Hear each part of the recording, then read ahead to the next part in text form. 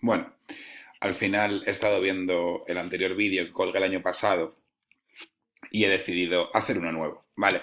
Bien, vamos a ver en esta clase la arquitectura de Grecia arcaica. Vale. Entonces, básicamente vamos a empezar a ver la arquitectura. Entonces, lo que van a hacer en esta arquitectura son templos y palacios en madera. ¿Vale?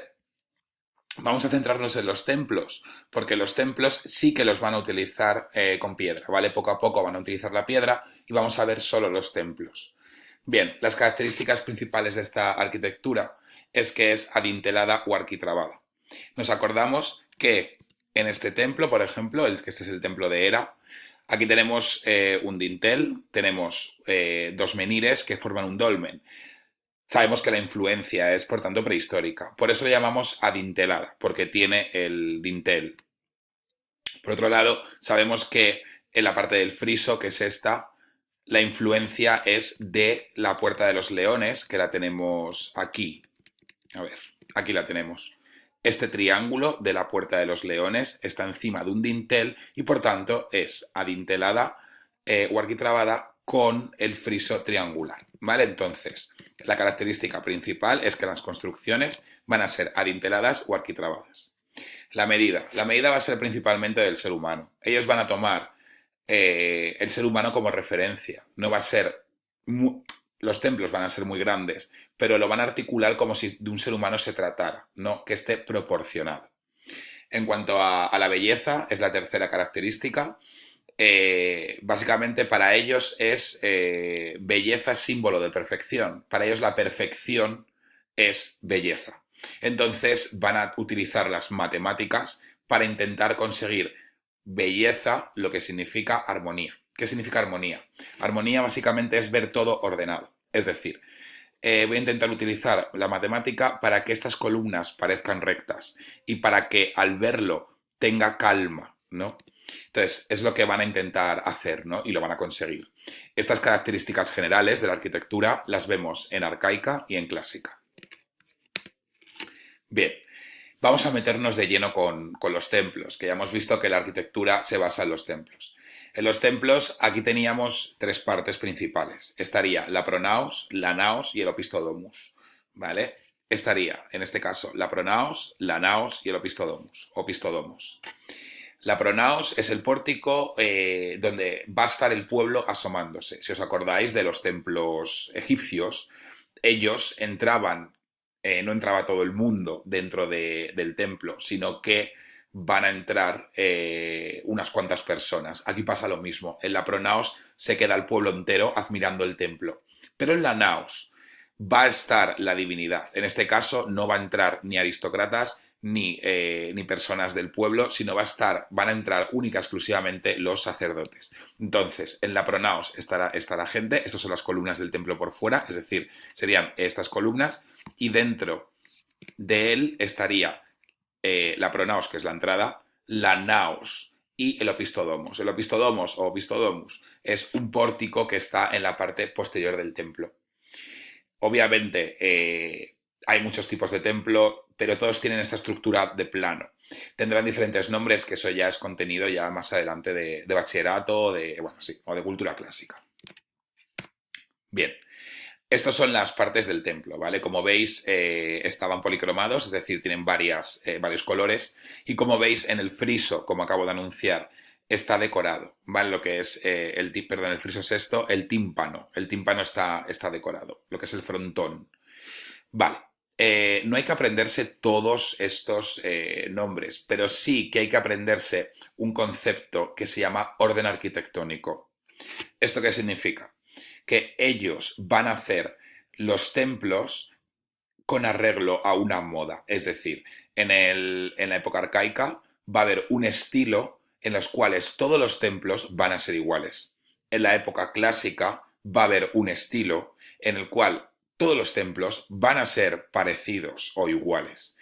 Este estilo va en función de las normas de la fachada. Es decir, lo que hacemos es que yo, según ordene estas cosas o le ponga decoración o no, ordene el frontón con el friso, con la columna, va a ser de un orden o de otro. ¿vale? No os preocupéis porque solo hay 3 órdenes, ¿vale? O solo vamos a dar 3 órdenes. El primer orden se llama orden dórico porque viene de la influencia de los dorios, que ya los conocemos de la época prehelenística. Bien, en todos los órdenes es muy importante que apuntéis lo que tiene la basa, lo que tiene la columna, lo que tiene el capitel, lo que tiene el friso y lo que tiene la cornisa o el frontón. Es decir, primero voy a definir qué es cada cosa y luego vamos a ver, bueno, vamos a hacerlo a la vez. Definimos qué es cada cosa y vemos juntos qué tiene, qué característica tiene el dórico. Bien, empezamos por la base. Al entrar al templo hay unas escaleras, como podemos ver, serían estas. Y si os dais cuenta, la base sería la base que hay entre la columna y la escalera. En este caso no hay. No sé si lo podéis ver. Vamos a intentar ver uno en el que sí que haya base, ¿vale? Para que lo podáis ver, a ver si encuentro uno así rápido. Mirad. No. Mirad. ¿Veis? Esto tiene base. Es una construcción, algo que ponen ahí que va entre la escalera y la columna, para que se apoye la columna en la escalera. Vale, pues para empezar, en el dórico no va a haber base, va a haber directamente de escalera a columna. Luego aquí tenemos la columna y esto se va a llamar fuste, por cierto, ¿vale? La columna va a estar estriada, es decir, va a tener estrías y va a ser bastante gorda. Si os fijáis, en este caso, las columnas son más o menos gordas y con estrías, son estas líneas de aquí.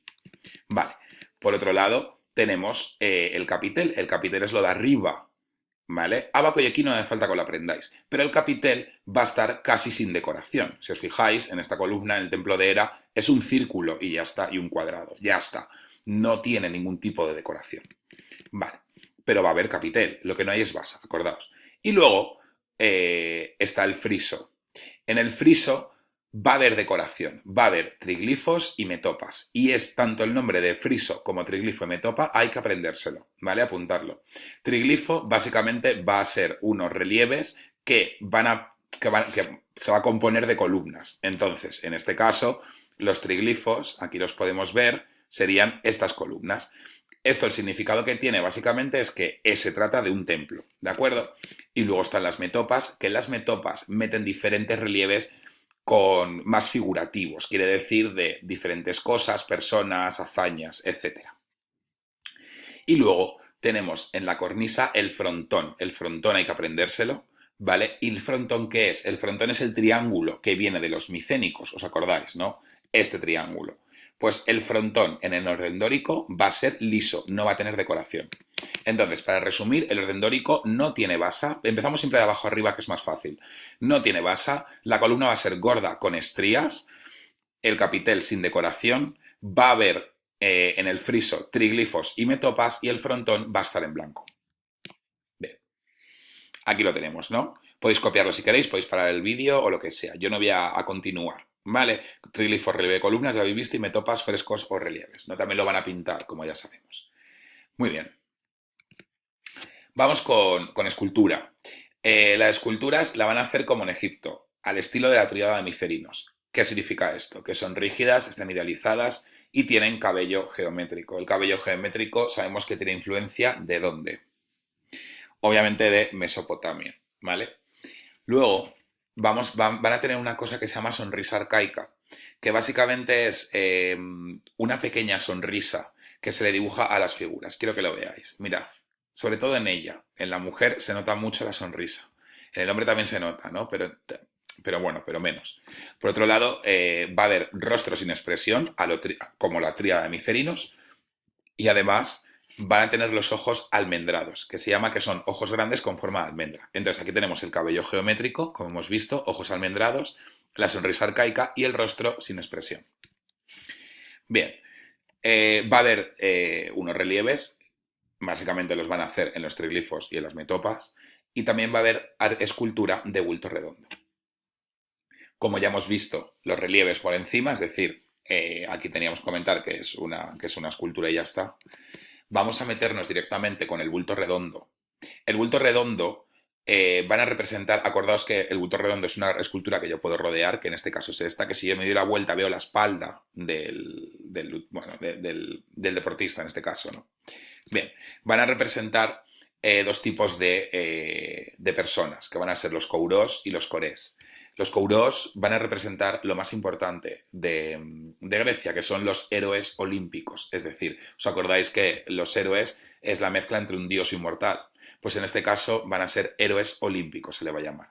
Y eran admirados casi como dioses. Y luego están los corés, son sacerdotisas. En ellas aparecen vestidas y van a empezar a hacer pliegues. Mira, esta sacerdotisa tiene una serie de pliegues que son, bueno, son relevantes, son difíciles de hacer, ¿no? Y en este caso el kouros aparece desnudo, aparece con los puños como la tríada de Micerinos, es decir, rígido y, mira, y con un paso hacia adelante. Pero el cuerpo es rígido. La diferencia con la tríada es que el cuerpo está proporcionado y que tiene una influencia de los ojos almendrados y la sonrisa extraña esta que tienen, que luego lo veremos con la sonrisa arcaica, que lo veremos luego con bueno, con los etruscos en Roma, ¿no? La sonrisa etrusca se llamará más adelante. En cuanto a la cerámica y la pintura, van a hacer pues una serie de cerámica que van a vender por todo el Mediterráneo. Entonces, os acordáis que había talasocracia y que vivían de eso, ¿no? Entonces, van a hacer tres tipos, bueno, van a hacer muchos tipos de vasijas, pero principalmente va a estar la crátera, el ánfora y el kílix. La crátera va a ser para mezclar vino y agua, es esta así de grande. El ánfora va a ser para almacenar la mezcla de la crátera o el aceite y el kílix para guardar perfumes de uso personal. Si os fijáis, las tres vasijas que tenéis aquí, una es una crátera, otra una ánfora y otra un kílix, están hechas para su uso. Aquí tenemos la crátera que para mezclar vino y agua con estas dos ganchos, por así decirlo, se puede remover bien. En este caso, el ánfora es algo más pequeño, es para almacenar la mezcla de la crátera o para servirla incluso, ¿no? Y el kílix es mucho más pequeño porque es para perfumes.